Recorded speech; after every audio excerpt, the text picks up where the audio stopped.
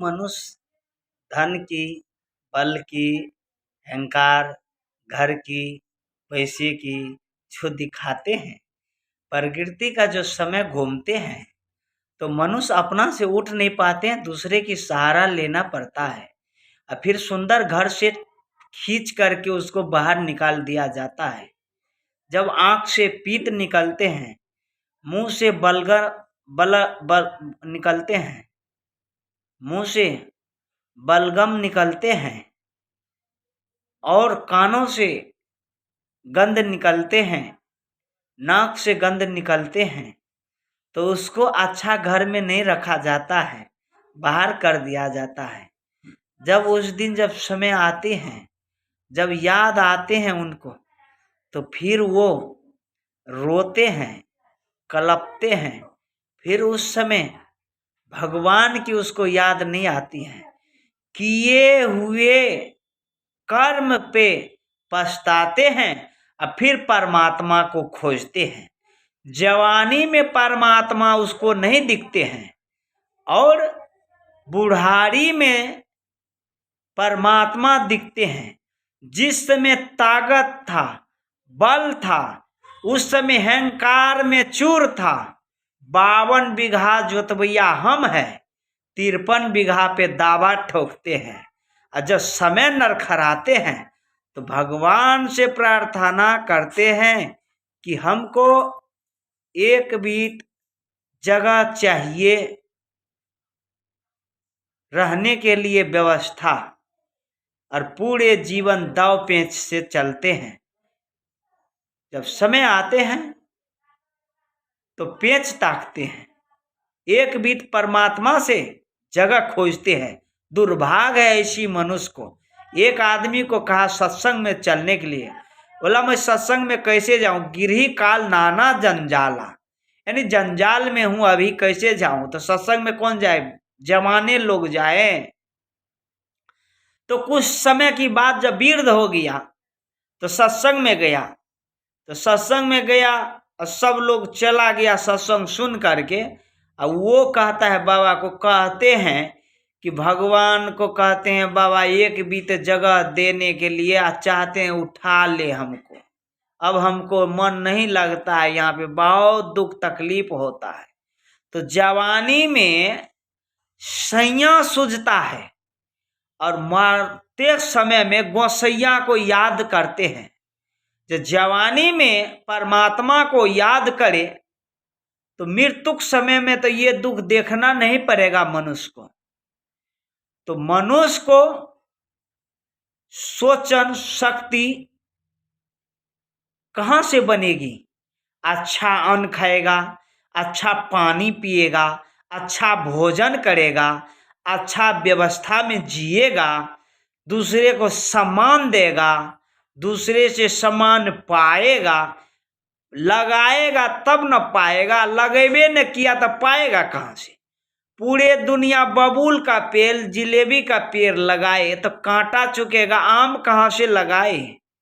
आम लगाएगा वो न आम का रस चूसेगा, महुआ लगाएगा वो न महुआ का रस चूसेगा। और जो पूरा बबूल बांस लगाए तो उसमें कांटा होता है।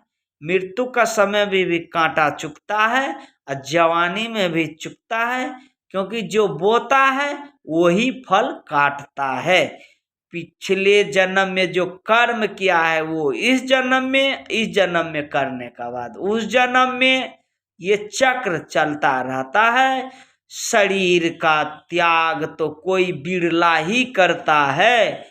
महान महान सैकड़ों लाखों में, हजारों करोड़ों में एक मोक्ष की प्राप्ति होती है उनको जो परम तत्व को जो जानते हैं, जिसके अंदर साहेब कहते हैं,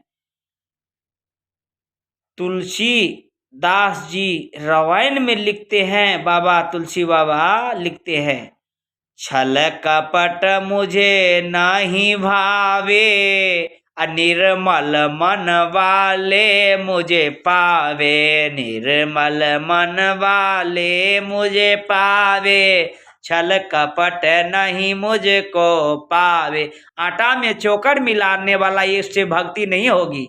दूध में पानी मिलाने वाला से भक्ति नहीं होगी। जितिया खरजितिया छठ चौरचन करने वाले से भक्ति नहीं होगी, क्योंकि उसका शरीर की शुद्धि नहीं होती है। गुरु दीक्षा हो, आहार विहार शुद्ध हो, गले में माला हो, मुख होठों पे प्रभु परमात्मा की चिंतन हो, तो कोई भी कार्य कीजिएगा तब सही सफल होगा। अर्थात बाल्टीन फूटी हुई हो, पूरे जीवन पानी भरते रहो, नहीं रुकेगी। पहले उसको रोकने का प्रयास करो। रास्ता क्लियर हो तो गाड़ी चलेगी।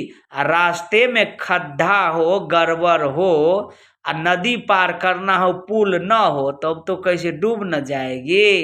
तो इसी प्रकार से है जीवन, ऐसी सरलता, निर्मलता, स्वभाव, वाणी मधुर, खिलखिलाता हो, अस्थिर से बोले, मर्यादा में बोले, प्रेम से बोले, और प्रेम से जो भी काम करे प्रभु परमात्मा पे समर्पित कर दे। भोजन बनाए तो सत्संग करते करते बनाए, काम करे सत्संग करते करते करे। ये प्रभु परमात्मा की काम है, हमारा नहीं है। ऐसी भावना बनाए तो उसकी अंदर इतनी करुणा होगी, इतनी करुणा होगी, सागर, सुख सागर बन जाएगा।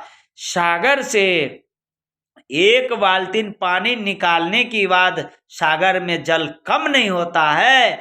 ऐसे मनुष्य जब होगा, उसको कोई छोटा मोटा संकट आएगा, वो घबरा नहीं सकता है, क्योंकि उसके ऊपर परमात्मा और गुरु की कृपा है। इसीलिए वो इतनी स्वभाव सरल और इतनी ज्ञान और इतनी चरित्रमान और इतनी विद्वान है, वो हिल नहीं सकता है।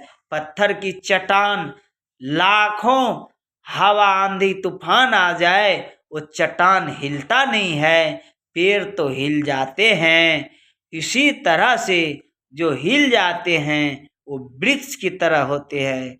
चट्टान में ताकत होती है सामना करने की, सहनशीलता की, साहिब बंदगी।